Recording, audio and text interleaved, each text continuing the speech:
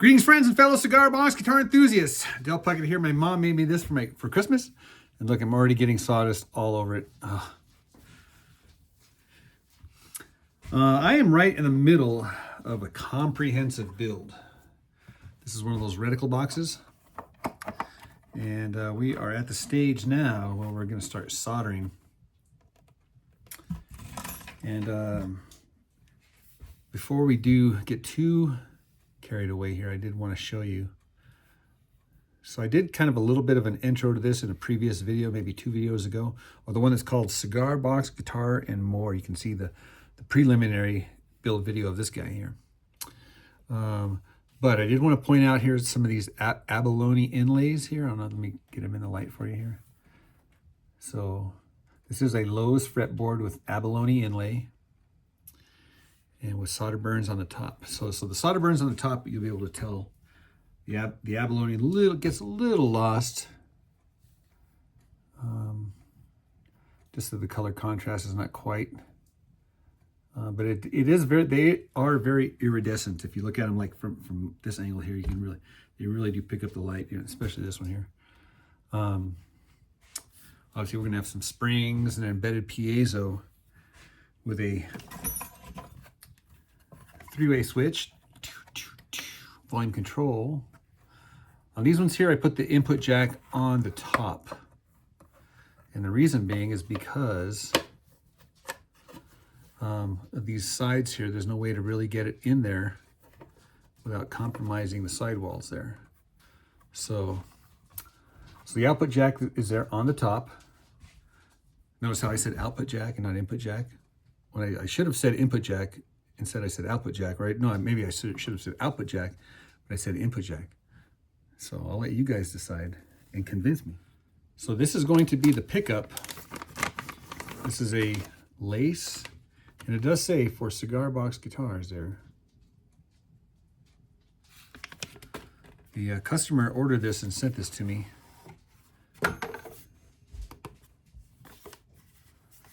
So let's see here.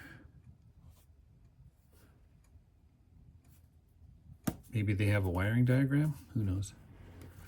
Who knows? Nice packaging though. Real nice packaging. Sheesh. All right, this has got those multiple wires. We're going to have to figure all these out. So I'm going to have to go on the Googles and figure it out. I know you got to tie one to the other, and then that doubles the coils. But my dilemma is going to be how to wire this bad boy in here. I think what I might have to do is put it right in the middle of the sound hole, because there's not enough room on this side and there's not enough room on this side. So I think we're going to go right in the middle of the sound hole. And so hopefully the springs don't interfere with this guy. Which means I'm going to have to drill a hole through the neck to mount this bad boy. All right, we are off to the races. Wish me luck. Good luck. Well, well, well.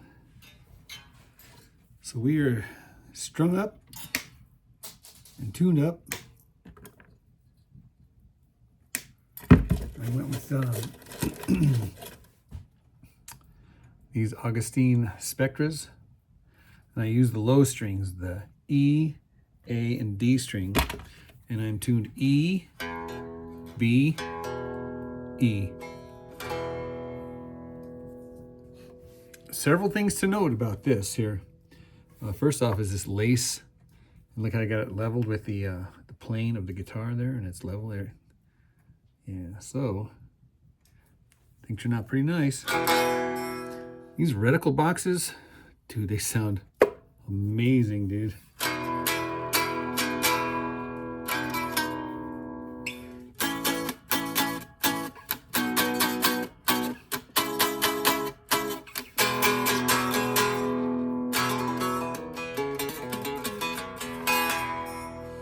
Yeah, this thing is stunning with the abalone inlay, burn marks on the top, the natural stain, and look at that curly maple, my gosh. And notice how everything matches the curly and the tuning peg. Matches the curly maple. Conspiracy, man. Absolute conspiracy. See that sticker right there? Take that off. These are brand new tunas.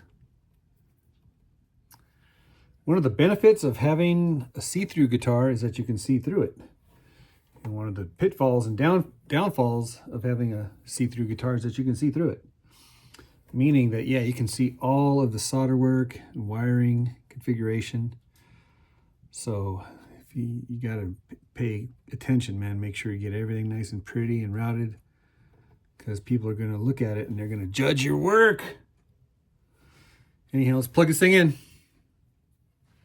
For this sound sample, I'm going to go with the Roland Micro Cube, because if you saw my last video, the battery died on the Vox. So rather than change the batteries, I just grab the other amp, plug her in, turn her on. All right, so I'm going to make all the settings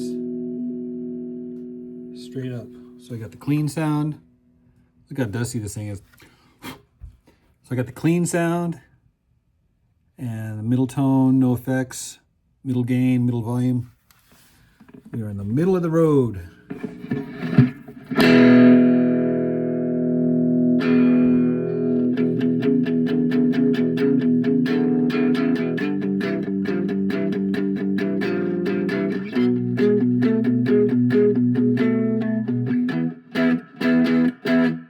Springs. Okay, so we do have the three-way that goes in between the piezo, and I put this awesome like 3D sticker over the piezo just to kind of cover up the plastic and whatnot. So this here is the lace sensor. Let's listen to it.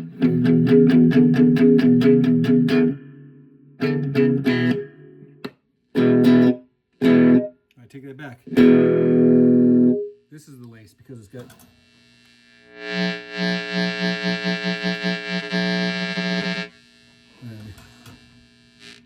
Shut that bad boy off. Okay, so when it's in this position here, gosh, did you hear how loud the piezo is? Oh my gosh. Wow. Okay, so this is the lace.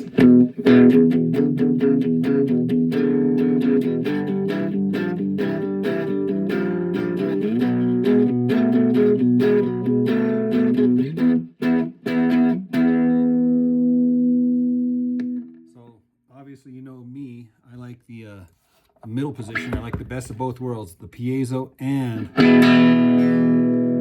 like that box to ring, and I like the sound of the bucker.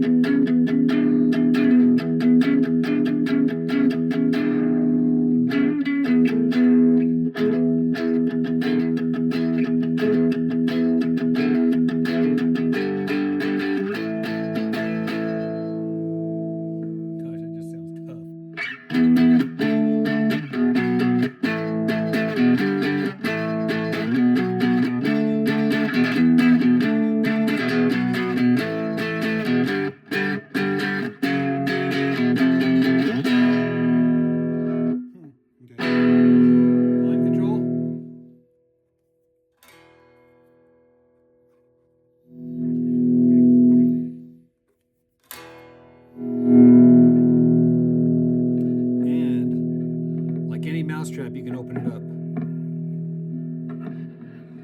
Now what I recommend is to put stickers all over this thing. I already started off the tradition with this guy here and this guy here, but these guys are meant to be personalized, and yeah, I'm gonna turn up some reverb now, turn up some delay, some distortion, put this thing through the paces.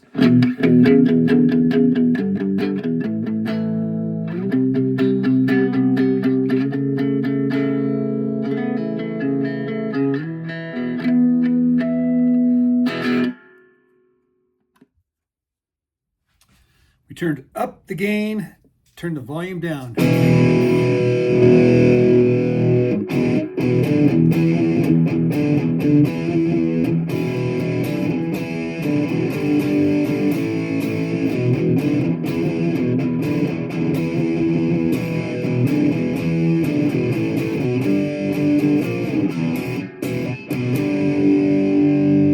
And that's in the both position, because you can hear those springs.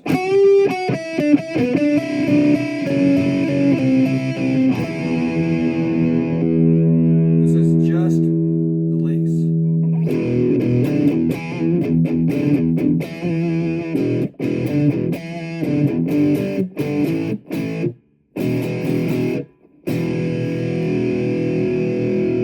One of the cool tricks I like to do when I have high gain is I'll take my index finger here and I'll put it at the 5th fret, and my ring finger I'll be at the 7th fret, and I'll do these pull-offs. It's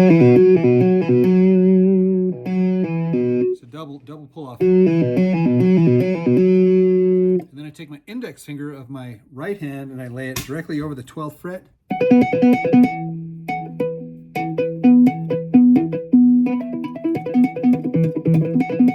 then you can move your hand around.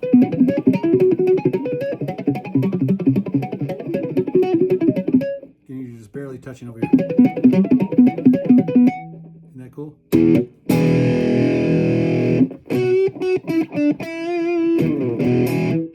Yeah. Wow, what a crazy sound. Crazy, I tell you, crazy. For this next sound sample, I turned down the gain, up the volume, and I turned it to reverb. And I am on the lace pickup.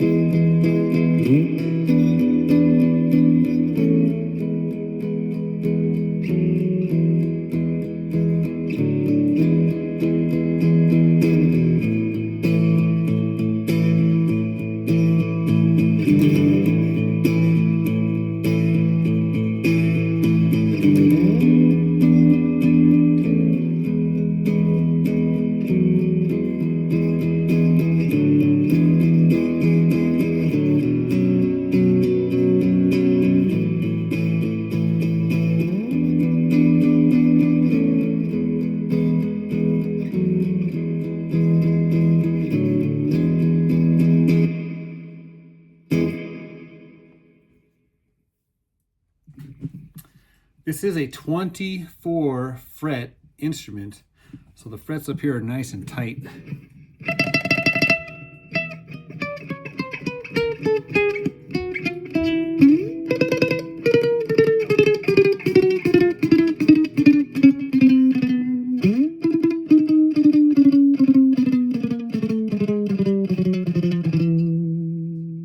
I like to go.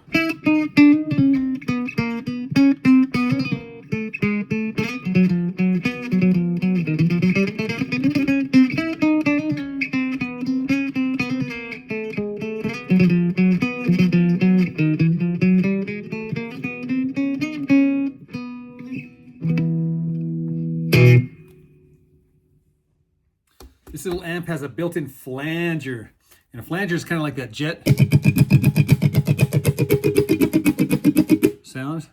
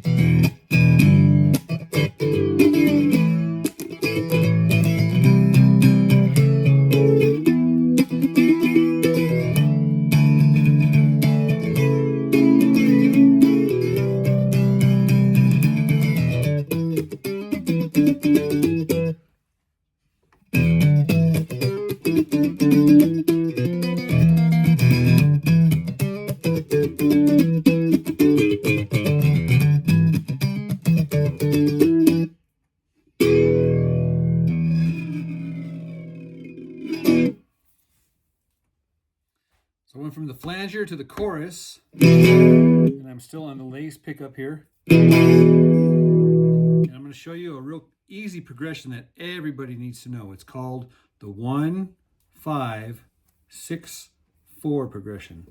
1, 5, 6, 4. You can play it also like this. 1, 5, 6, 4.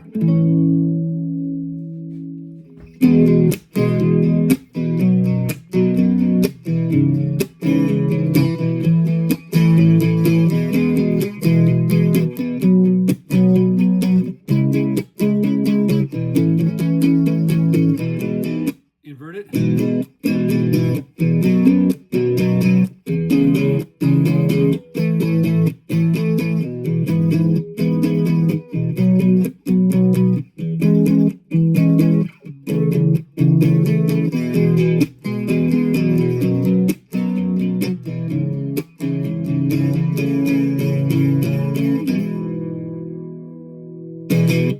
All right, guys, I hope you like these videos. Hope you like these cigar box guitars. I hope you like these non-cigar box cigar box guitars.